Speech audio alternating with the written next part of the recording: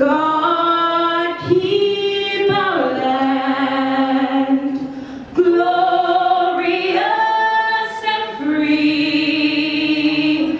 Oh, Canada, we stand on guard for thee. Protection of no foyer, no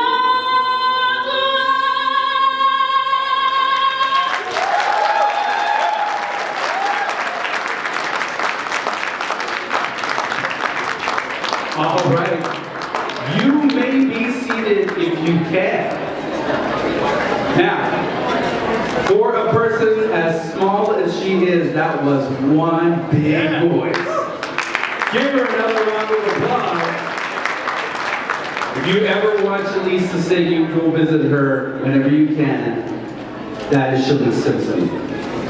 At this time, I would like to acknowledge that we are on Treaty 6 territory. We acknowledge all the many First Nations, Métis, and Inuit people whose footsteps have marked these lands for centuries.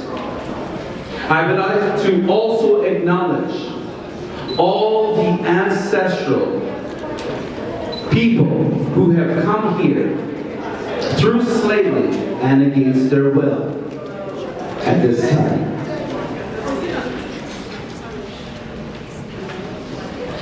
All right, thank you. Are we ready? So we have a few speeches that are happening, and I want to also make sure you pay attention to some of the kiosks that we have outside. So first and foremost, in the case of an emergency, find an exit and run. In an orderly fashion, all right? We want to make sure that if there's a problem, that we are going safely to the outside of the building. Please go to the necessary muster points. There are places to go across the street, to the right, to the left, and in behind us. So if you can go out there and then we can actually take account of who's here, that would be good. If you see a child that needs help, take the child. I do not want to be responsible for any children. And if there are any seniors here, take your mom and your dad with you, please. I also don't want to take them with me, but I will. I will save lives. Now, coming up to the stage is Dr. Chris Chukwuma, President of the Nigerian-Canadian Association of Edmonton. They're going to come up right now to lead us in prayer.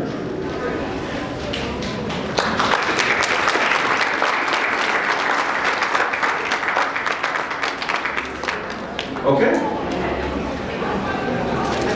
All right, not a problem.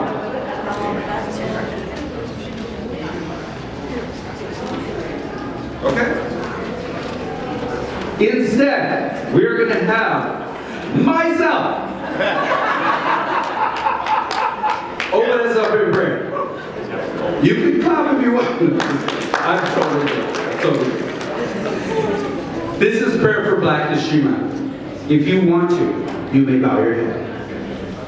Gracious and loving God, we thank you for gathering us together today in the spirit of remembrance, reflection, and hope. We give thanks for the rich history, strength, and resilience of Black communities, for the ancestors who endured, the leaders who courageously spoke truth, and the everyday people whose faith and quiet strength has shaped our communities and families. We honor the stories that we were told and those that are still waiting to be heard. Grant us wisdom to learn from the past and courage to walk together with humility, truth, dignity, and love. Bless our communities with healing where there has been harm, and with hope where there has been weariness. May our words be thoughtful, our actions be meaningful, and our commitments to one another be sincere and lasting. Guide us in gratitude, guide us in purpose, and inspire us through grace to uplift each other and build a future rooted in equity and hope. Amen.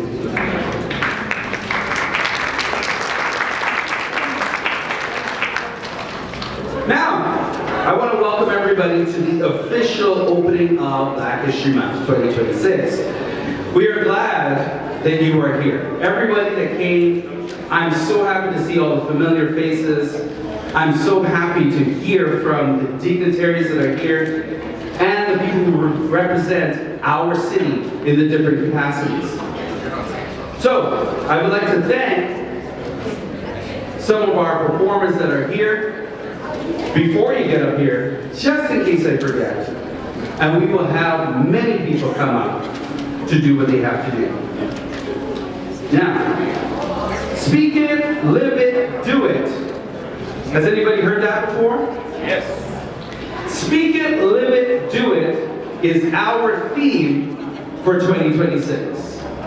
We want to speak it, we want to live it, and we want to do it. We want to have actions behind the words.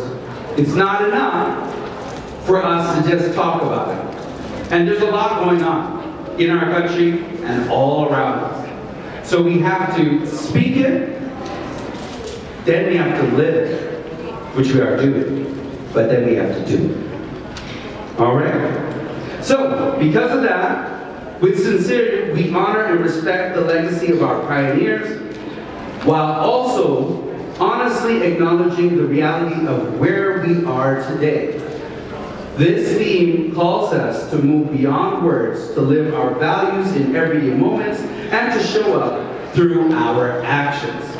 Although, as a community, we are better positioned in 2026, we still need to talk about the silent structures of inequality and barriers that still exist today. Honoring Black History Month means taking real action to address the deep-rooted issues we face daily. Inclusion efforts still fall short.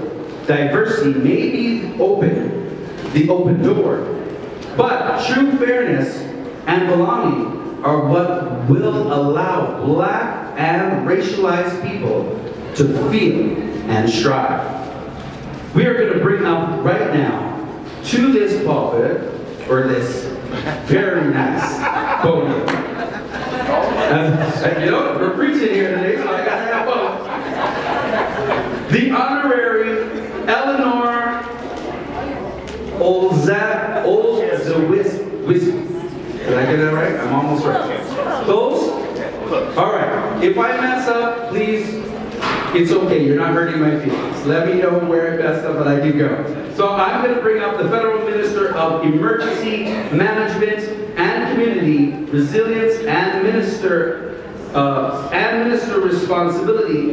responsible for prairie economic development in Canada. Please give a warm round of applause as they come.